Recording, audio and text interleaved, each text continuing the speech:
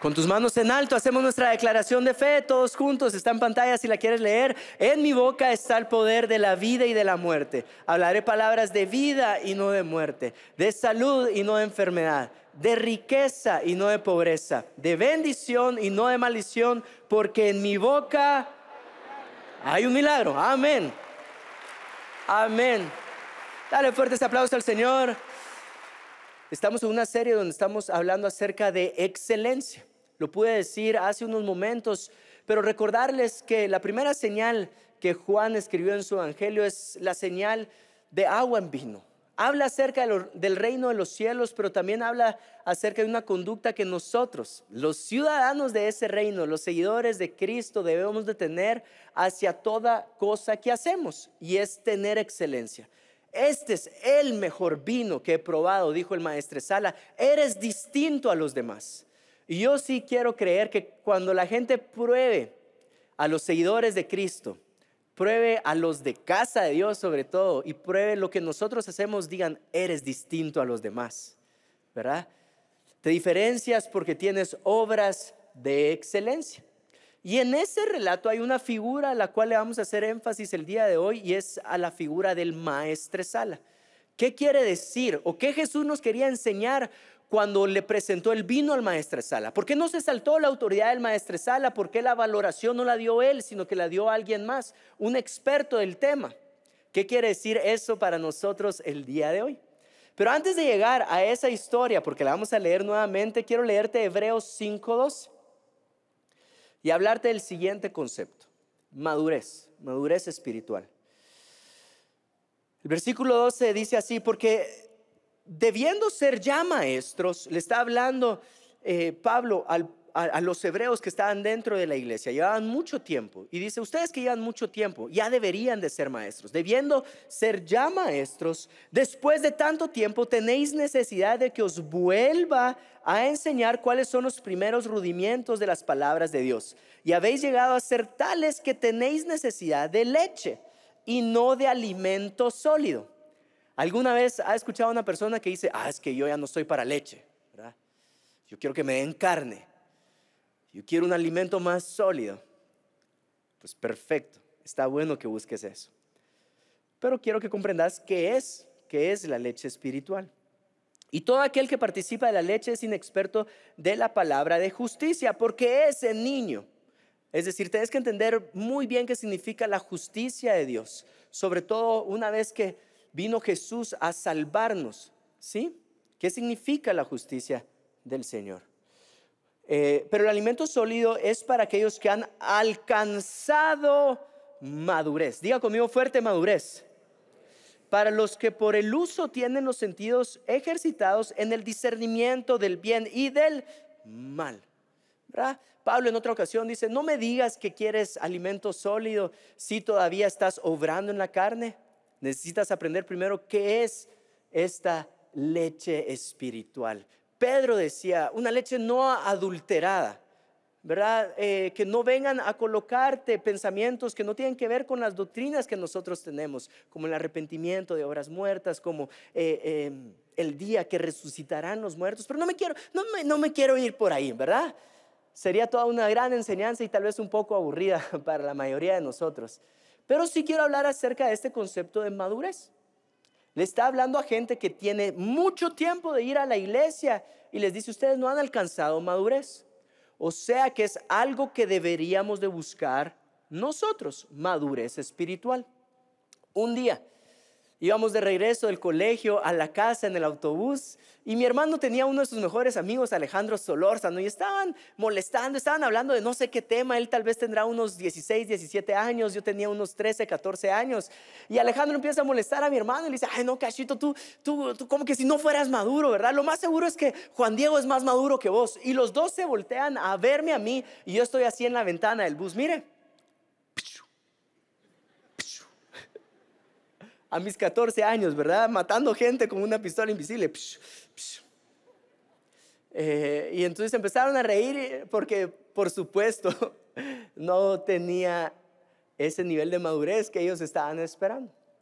Pero el ejemplo es sencillo y muchas veces nosotros llevamos mucho tiempo en la iglesia y no hemos alcanzado un nivel de madurez.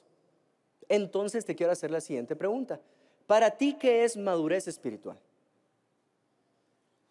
Si tú que estás buscando ese alimento sólido, ¿cómo sabes que has madurado? ¿Cómo sabemos domingo a domingo, año tras año, que hemos alcanzado madurez espiritual? ¿Cuáles son estos resultados que me dicen a mí, Juan Diego, si estás creciendo en los caminos del Señor? Pues vale la pena entonces definir qué es madurez espiritual y cómo podemos alcanzar madurez espiritual. ¿Les parece?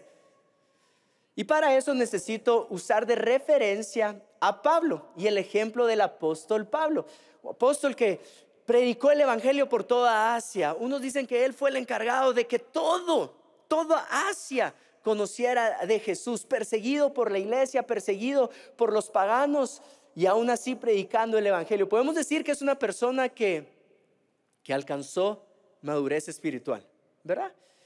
Pero quiero redefinir el concepto en nuestras mentes con el ejemplo de él. Y para eso quiero que le prestemos atención a cómo él se llamaba a sí mismo a lo largo de la historia. 1 Corintios 5:9, ¿sí?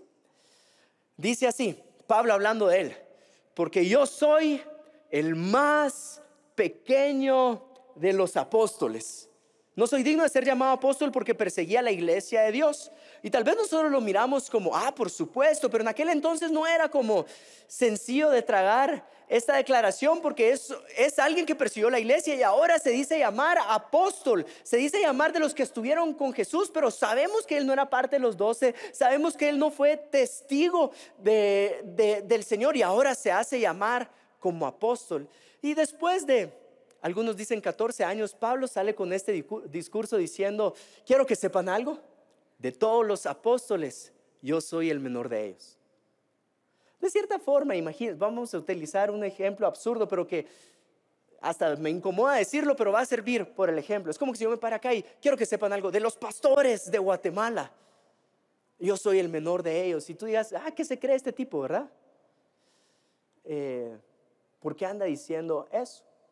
Y sigue su recorrido. Y prestarle atención cómo se empieza a definir el apóstol Pablo más adelante. Efesios 3:8 dice: a mí, que soy menos que el más pequeño de todos los santos, me fue dada esta gracia de anunciar entre los gentiles el evangelio de las inescrutables riquezas de Cristo. ¿Sí? Prestad atención ahora. Él pasa a decir soy el menor de los apóstoles a decir, quiero que sepan algo, de todos los cristianos soy el menor de los cristianos. Uno diría, no, creo que para madurez espiritual la historia iría al revés. Si hablamos de madurez espiritual, uno entraría, soy el menor de los cristianos, pero ahora me he convertido en el menor de los apóstoles. Pero Pablo tiene un camino distinto. De hecho, te quiero leer el tercer versículo donde él habla acerca de sí mismo. 1 Timoteo 1:15 dice: la siguiente declaración es digna de confianza y todos deberían de aceptarla. Cristo Jesús vino al mundo para salvar a los pecadores, de los cuales yo soy el peor de todos. Ahora, no sé si te impacta como a mí me impacta. Empieza a decir, yo soy el menor de los apóstoles. De ahí en el caminar con el Espíritu Santo dice, no, ¿saben qué? De los cristianos yo tal vez soy el menor de los cristianos. Y termina diciendo, todos somos pecadores, todos son tremendos, no se hagan, ¿verdad? Tremenduki tú, tremenduki yo, pero el más tremendo de todos soy yo. Decime si no va en contra de nuestro concepto de madurez espiritual. ¿No sería al revés? ¿No sería que todos empecemos a reconocer que de los pecados, sí, yo vine acá y sí, chanfle mucha, ¿verdad? Pero ahora soy cristiano, pero los cristianos todavía no me considero tan bueno, me considero el menor de ellos. No, ahora ya empecé el modelo de Jesús, líder de casa de Dios, ¿verdad? Estoy entre los 72 del pastor Cash, ahora ¿cuál es el camino de madurez espiritual entonces? ¿Cómo sabemos que hemos crecido espiritualmente? Porque no podemos negar que Pablo decreció. De hecho, él entregó su vida a causa del evangelio. La muerte más digna que podía tener alguien que amaba a Cristo, morir por Él. Él sufría por Él. Seguro Pablo creció en su espíritu. O al menos que nosotros tengamos un concepto erróneo de qué es madurez espiritual y lo necesitemos redefinir. Recordate que el reino de los cielos va en contra de nuestra naturaleza humana. Cuando Jesús decía, ¿quién es el más grande?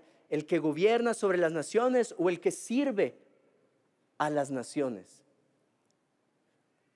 Y nos da un concepto distinto de gobierno al que nosotros creíamos.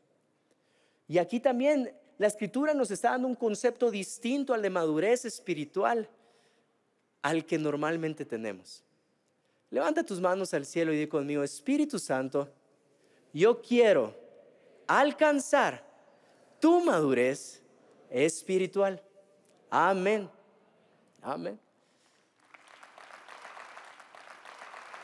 Entonces, empecemos a definir qué es madurez espiritual. Un pastor de Alemania, por no decir un pastor alemán, para que usted no piense en un chucho, ¿verdad?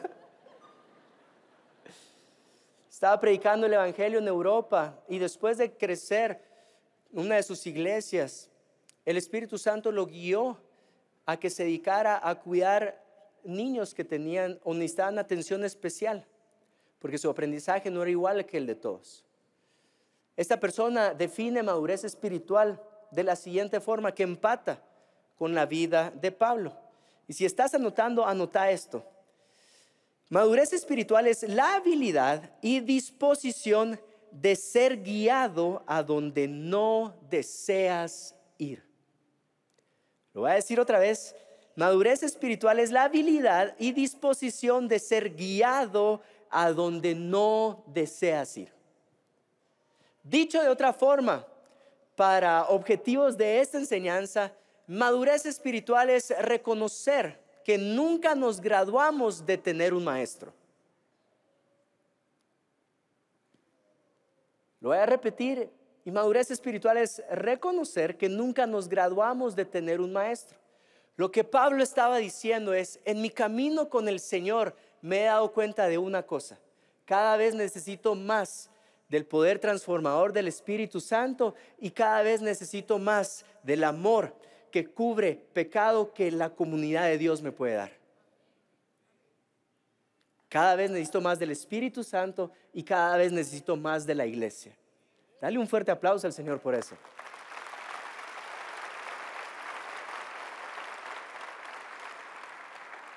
Pablo está diciendo, yo no me he graduado de tener un maestro, yo no me he graduado de alguien que me guíe, yo no me he graduado de alguien que me confronte. Yo cada vez necesito más. Por eso termina diciendo, de los pecadores yo soy el más pecador. Porque entonces, ¿quién necesita más la gracia de Jesús? Lo que Pablo estaba haciendo era adueñarse de la gracia de Jesús en ese momento. Y muchas veces nosotros decimos, no, ahora que yo voy más tiempo a la iglesia, no necesito de tantos líderes, yo soy líder de líderes. Creo que necesitamos redefinir madurez espiritual. ¿Sí? Entonces, ahora sí les voy a dar el título de esta enseñanza. Necesitamos de un maestresala. Necesitamos de un maestresala. Vamos a leer la historia con la que empezamos esta serie, ¿les parece? Juan 2:1. Y todos los dormidos digan amén. Ay, Dios. Y yo que pensé que íbamos bien, ¿verdad? Juan 2:1 dice, al tercer día se hicieron unas bodas en Caná de Galilea y estaban ahí la madre de Jesús y fueron también invitados a las bodas Jesús y sus discípulos. Y faltando el vino, la madre de Jesús les dijo, no tienen vino. Jesús les dijo, ¿qué tienes conmigo, mujer? ¿Qué tienes conmigo, mamá? ¿Por qué me estás pidiendo eso? Sí, no estoy de acuerdo contigo. No estamos en la misma página. Me estás pidiendo algo que yo no estoy dispuesto a hacer ahorita. Porque yo creo que no me ha llegado la hora y tú crees que ya llegó mi hora. ¿Sí? ¿Qué tienes conmigo, mujer? Aún no ha venido mi hora. Su madre dijo a los que le servían. Ni le contestó a Jesús, ¿verdad? Tal vez le tiró una mirada ahí. Hace todo lo que os dijere. Y estaban ahí 6 tinajas de piedra de agua conforme al rito de la purificación de los judíos, en cada una de las cuales cabían 2 o 3 cántaros, hasta 100 litros, nos enseñó nuestro pastor. Jesús les dijo: llenad estas tinajas de agua, y las llenaron hasta arriba. Entonces les dijo: sacad ahora y llevadlo al maestresala. Y se lo llevaron. Cuando el maestresala probó el agua hecha en vino, sin saber él de dónde era, aunque lo sabían los sirvientes que habían sacado el agua, llamó al esposo y le dijo: todo hombre sirve primero el buen vino, y cuando ya han bebido mucho, cuando están borrachos, entonces el inferior. Mas tú has reservado el buen vino hasta ahora. Este principio de señales hizo Jesús en Caná de Galilea y manifestó su gloria, y sus discípulos creyeron en él. Jesús se sujetó a su mamá, y Jesús se sujetó al maestresala.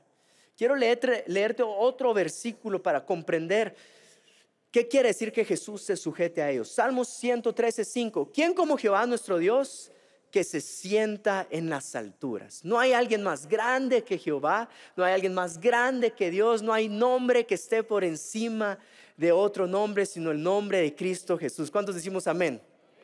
¿Cuántos creen que no hay alguien superior a Jesús? Lo creemos. En eso está fundamentada nuestra fe. Ahora, si Jesús es el más grande de todos y no hay quien por encima de él, ¿por qué se sujetó a su mamá? Si aparentemente estaban en desacuerdo. Y si Jesús, siendo el más grande de todos, ¿por qué le llevó vino al maestresala y no dio la instrucción inmediata de repartir el vino? ¿Por qué se sujetó a esa figura de autoridad? Voy a hacer la misma pregunta de diferente forma. Si Jesús, siendo perfecto, ¿por qué se sujetó a aquellos que eran imperfectos? Y ahí batallamos muchos de nosotros, porque muchas veces nos sujetamos a aquellos que nosotros consideramos superiores en frutos, en perfección que nosotros. Pero si aquella persona que me está guiando no es superior en frutos, no es superior en perfección, ¿por qué debería de sujetarme si yo sé mejor? Y ahí el orgullo entró a nuestros corazones y fuimos engañados por nuestro propio orgullo. Y si queremos alcanzar madurez, tenemos que reconocer que tenemos que ser guiados a esos lugares donde no deseamos ir. ¿Hace cuánto no vas a un lugar donde no deseas ir? ¿Hace cuánto alguien pudo reprenderte sin que tú te alteraras o te molestaras? ¿Hace cuánto alguien pudo corregir tu rumbo sin que tú le dijeras: pero es que si miras tu vida y la mía?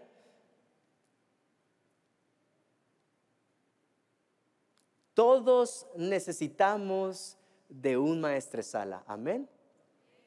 Entonces, si quieres alcanzar excelencia, tienes que aprender a reconocer quién es autoridad en tu vida, y tienes que aprender a reconocer quién es aquel que te da los parámetros, las líneas para saber si lo que estás haciendo está bien o está mal. Mire, algo que me pasó con esta serie, ¿sí?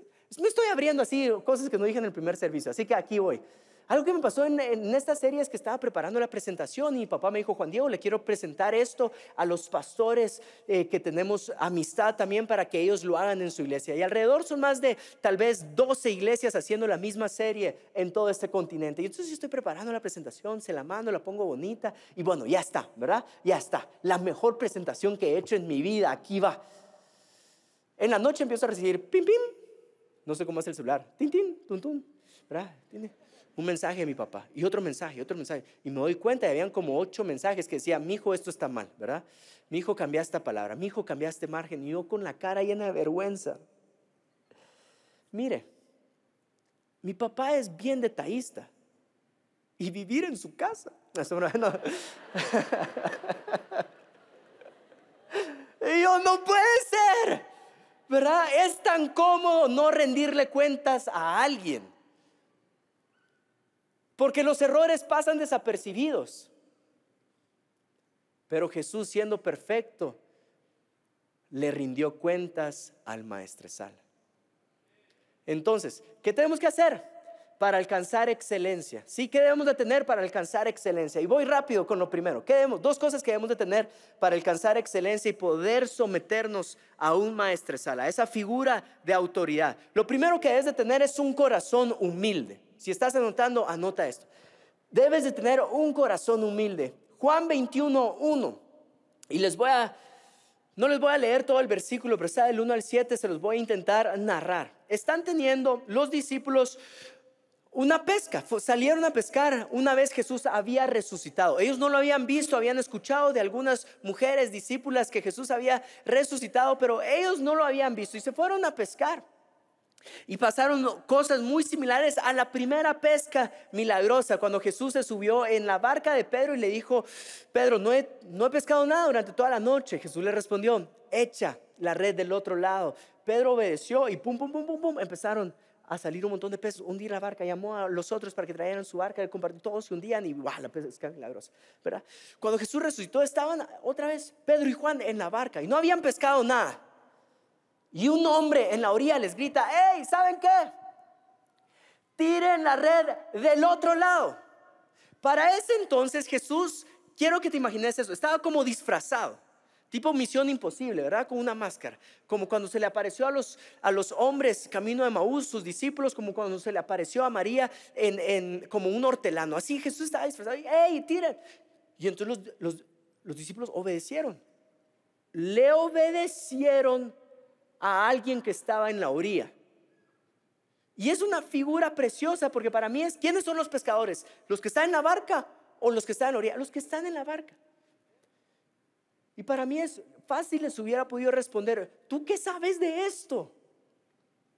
Pero aún así obedecieron. Y cuando obedecieron, sus ojos fueron abiertos, se miran entre ellos dos: es nuestro maestro. Y salieron corriendo. Y como el apóstol Juan es el que está escribiendo esta escritura, dice que Pedro salió corriendo y que Juan también salió corriendo. Y mira este detalle de la escritura, y dice: y Juan corrió más rápido que Pedro, ¿verdad?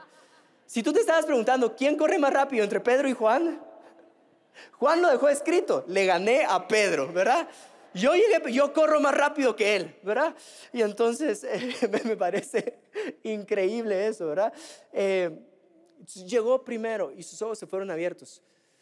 Pero para eso necesitaron tener un corazón humilde, estar dispuesto a seguir instrucciones de aquel que consideras que no te debe de dar instrucciones. Estar dispuesto a ser guiado por alguien que tú no esperas. Eso es madurez espiritual.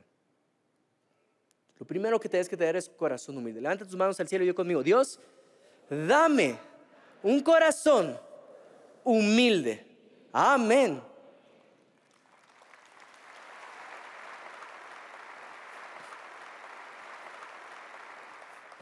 Lo segundo, Romanos 13:1. Sométanse toda persona a las autoridades superiores, porque no hay autoridad sino de parte de Dios, y las que hay por Dios han sido establecidas. Si tiene un hijo desobediente, aprovecha a codearlo ahorita. Son bromas. De modo que quien se opone a la autoridad, a lo establecido por Dios, resiste, y a los que resisten acarrean condenación para sí mismos. Iglesia, recuerden siempre que Jesús, siendo perfecto, obedeció a su madre y al maestresala, que eran imperfectos. No importa qué tan perfecto te creas tú, Dios te va a mandar una autoridad imperfecta para que tú puedas tener un corazón obediente. Entonces, lo segundo que debes de tener es un corazón, ¿qué? Obediente. Levanta tus manos al cielo y conmigo: Dios, dame un corazón humilde y obediente. Amén. Amén. ¿Quieres alcanzar excelencia? Un corazón humilde y obediente la alcanzará. Entonces, dos cosas que debemos de tener. Y por último, dos cosas que debemos de hacer.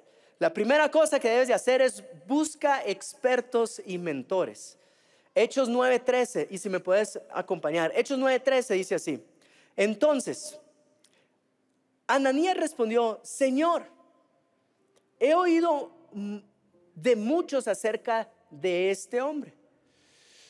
Jesús le había dado la instrucción a Ananías de recibir a Saulo, ese hombre que estaba persiguiendo a la iglesia, ese hombre a quien enfrente de él apedrearon a Esteban,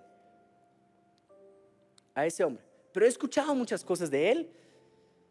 ¿Cuántos males ha hecho a tus santos en Jerusalén? Y aún aquí tiene autoridad de los principales sacerdotes para prender a todos los que invocan tu nombre.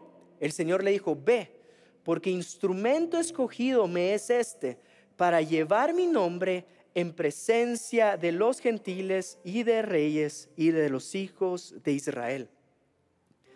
Ananías fue guiado a donde no deseaba ir. Y Pablo, lo que hizo el Señor fue rodear a Pablo de gente experta. Pablo se fue con Ananías, le fueron quitadas las escamas de sus ojos, recobró la vista, y antes de salir a predicar, hay personas que han estudiado la Biblia y se dieron cuenta que pasó 3 años con ellos, 3 años con los discípulos del Señor antes de salir a predicar. Dios lo rodeó de gente experta antes de ir a predicar el evangelio. ¿Qué nos enseña eso a nosotros? ¿Quieres alcanzar excelencia en tu vida? Como Ananías, vas a ser guiado a lugares donde no tenés que ir, a esos lugares incómodos, a rendir cuentas, a que alguien esté observando tus acciones y perfeccionándolas cada día ves más. Pero no solo eso, si quieres alcanzar excelencia, Dios quiere rodearte de gente experta. ¿Quieres escribir una novela? Rodéate de los mejores escritores que tenemos en el país. ¿Quieres emprender un negocio, tal vez un restaurante? Pues ve y busca a aquellos que han emprendido antes para que te guíen. Cuando terminé la universidad tuve un emprendimiento, un gimnasio. Y me recuerdo que mi papá me dijo: bueno, mijo, como tú me has visto hacer las cosas, para construir yo fui con los mejores constructores. Y entonces yo me fui con, en aquel momento, los mejores dueños de ese tipo de gimnasio. Le pregunté: ¿cómo hacen ustedes las cosas? ¿Verdad? Porque para mí era, si yo tengo el mejor equipo, voy a hacer el mejor gimnasio. Y ellos me dijeron: Juan Diego, no es así. Si tú tienes los mejores entrenadores, vas a tener el mejor gimnasio. Pude alcanzar excelencia al juntarme con expertos. Busca expertos para lo que Dios te ha llamado a hacer. Busca gente que sepa. ¿Quieres ser médico como tu papá? Pues ve y pregúntale: papá, ¿cómo me recomiendas hacer esto? No llegues con tu papá y le digas: es que papá, yo en la universidad ya aprendí cómo es la mejor, ahí te voy a cambiar todo acá. Antes de proponer un cambio, ¿por qué no eres experto en cómo hace las cosas tu papá? Busca expertos y mentores. De ahí, para que Pablo fuera llamado apóstol, pasaron 14 años. 14 años aprendiendo de ellos. Decime si no es una enseñanza de buscar expertos. Todos necesitamos de un maestresala. Lo primero que debes de hacer es buscar expertos y mentores. Y lo segundo que debes de hacer es practicar confesión. Debes practicar confesión, rendición de cuentas. Santiago 5:16 dice así: confesaos vuestras ofensas unos a otros y orad unos por los otros, para que seáis sanados. Hay una sanidad que solo puede venir a tu vida a través de la confesión. Hay una perfección en tu salud, hay una excelencia en tu salud que solo podés alcanzar cuando confesás. Pero hay gente que dice: yo no practico rendición de cuentas, yo no voy a... ¿Por qué? Y aquí es donde nuestro corazón nos engaña. Tu corazón te dice: tú puedes salir de esta solo. No tienes por qué decirle a alguien más. Te pusiste tremendo con tu novia, novio, tal vez cayeron en una inmoralidad sexual. La siguiente conversación es: bueno, necesitamos ayuda. Y uno de los dos dice: no nos expongamos. Podemos salir de esta solos. Y por supuesto, yo no te estoy diciendo exponete con todos. Que Dios te dé sabiduría con quién hacerlo.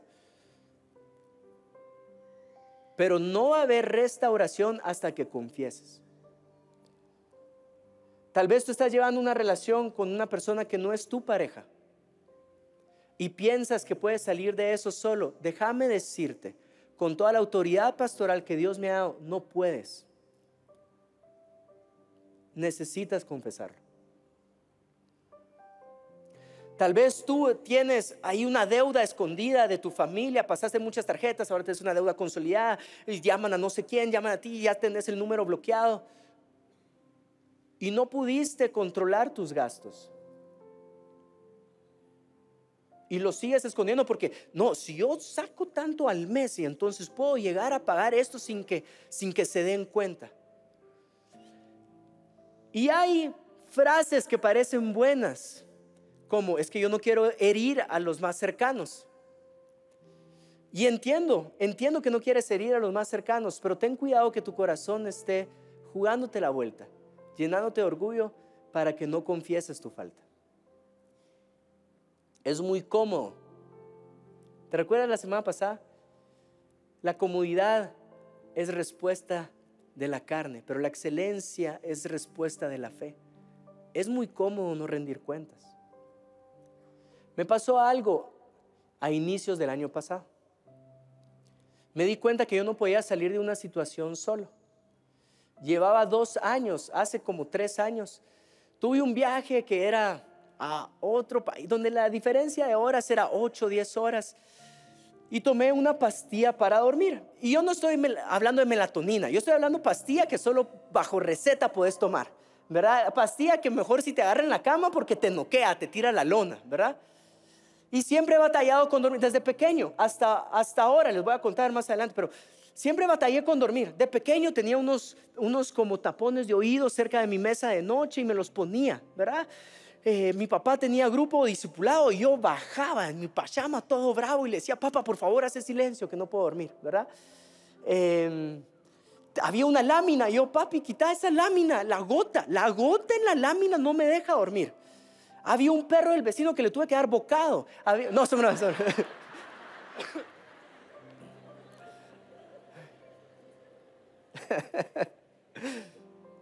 Esa parte sí es broma, pero lo demás no podía dormir. Y entonces probar esa pastilla para mí fue ¿verdad? Y como a la semana no podía dormir otra vez y entonces otra pastilla.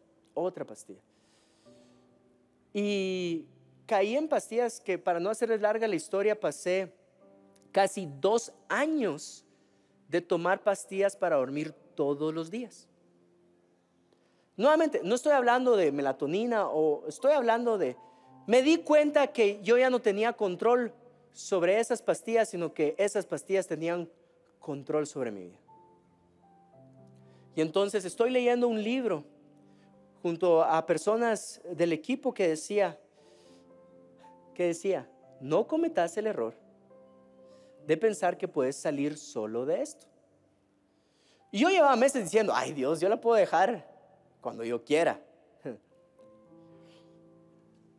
Y seguí leyendo y decía, procure usted siempre mostrarle a su iglesia que el que se para en la plataforma no es alguien que no necesita oración. Déles a conocer en qué área usted sigue necesitando oración. Y estaba en la reunión con el equipo pastoral y sentí que el Espíritu Santo me estaba llamando a confesar y yo les dije, miren, quiero que sepan lo siguiente. Tengo una adicción ya por 2 años para pastillas para dormir. Pueden orar por mí, las quiero dejar. Y empecé un proceso para dejarlas horrible, ¿verdad? Esa desintoxicación, eso feo, ¿verdad? Yo diablo cochino, ¿verdad? Y ya llevaba como 1 mes limpio y volví a caer. Y yo así como, ay, ojalá nadie me pregunte, que no se den cuenta, no le voy a decir a nadie. Y me recuerdo que el pastor Steve se acercó conmigo y me dijo, Juan Diego, ¿cómo vas con aquel tema que me dijiste? Y yo, perdón, pastor. Pero algo que había intentado dejar por años, lo pude dejar cuando confesé mi pecado. Cuando confesé mi falta. Hoy ya llevo más de 1 año, gracias a Dios, libre de eso. Y he aprendido a cómo conciliar el sueño de muchas formas, ¿verdad? Y otro día les puedo hablar cómo concilio el sueño ahora. Ahora me tomo 10 melatoninas. No, son bromas, son bromas. No, son bromas. Pero ¿por qué te digo esto? Porque necesitamos una cultura de rendición de cuentas si queremos alcanzar excelencia. Y no solo excelencia en nuestras obras, en lo que hacemos. ¿Por qué no terminamos hablando de excelencia en tu espíritu? Hay una excelencia que la vamos a llamar santidad, que solo puedes alcanzar cuando con un corazón humilde y obediente buscas un mentor, un guía, tu líder, tu padre, tu mamá, y le decís: tengo que rendirte cuentas en esta área. Algunos de ustedes necesitan rendir cuentas en su matrimonio. Ve y hazlo. Hay una libertad esperando para tu vida. Algunos necesitan rendir cuentas como yo en una área de tu carne. Ve y hazlo. Hay una libertad esperando para tu vida. Hay alguien que necesita rendir cuentas en su integridad sexual. Ve y hazlo. Hay una libertad esperando para tu vida. Hay alguien que necesita rendir cuentas en su área económica. Ve y hazlo. Hay una libertad esperando para tu vida, y para eso quiero leer juntos 2 Corintios 3:17. ¿Sabes qué? Te voy a pedir que te pongas de pie, y de pie lo vamos a leer juntos. Si me lo pueden poner en pantallas. ¿Listos? Todos a la cuenta de 3 lo leemos. 1, 2, 3. Porque el Señor es el Espíritu, y donde está el Espíritu del Señor, ahí hay libertad. Por tanto, nosotros todos, mirando a cara descubierta, como en un espejo la gloria del Señor, somos transformados de gloria en la misma imagen, como por el Espíritu del Señor. Amén. Dale fuerte ese aplauso al Señor.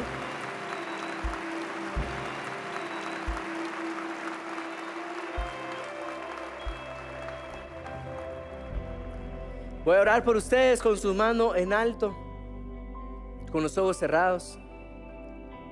Si tú necesitas ir y confesar algo, todos con los ojos cerrados, ¿me puedes mover una de tus dos manos? Si tú necesitas empezarle a rendir cuentas a alguien, ¿puedes mover una de tus dos manos? Sin pena, cualquier área, mueve una de tus dos manos. Excelente. Hay otra versión que dice: donde está el Espíritu del Señor, allí hay libertad. Que el Espíritu sea una voz que no puedas ignorar en este momento, que te envíe a buscar a alguien y confesarte. Que Dios te dé sabiduría con quien es. Padre, hoy vengo a hablar libertad, Señor, a cada uno de los que estamos acá. Hoy vengo a hablar transformación. Hoy vengo a declarar una vida de gloria en gloria, cada vez más parecida a la imagen de Cristo Jesús. Hoy, Señor, reconocemos como el apóstol Pablo: necesito más de ti. De todos los pecadores, yo soy el más grande. Eso quiere decir que de todos, yo soy el que más gracia de Jesús necesita en este lugar. Te necesitamos, Cristo Jesús, te necesitamos, Espíritu Santo. Transfórmanos para vivir una vida de gloria en gloria. En tu nombre todos decimos amén, amén.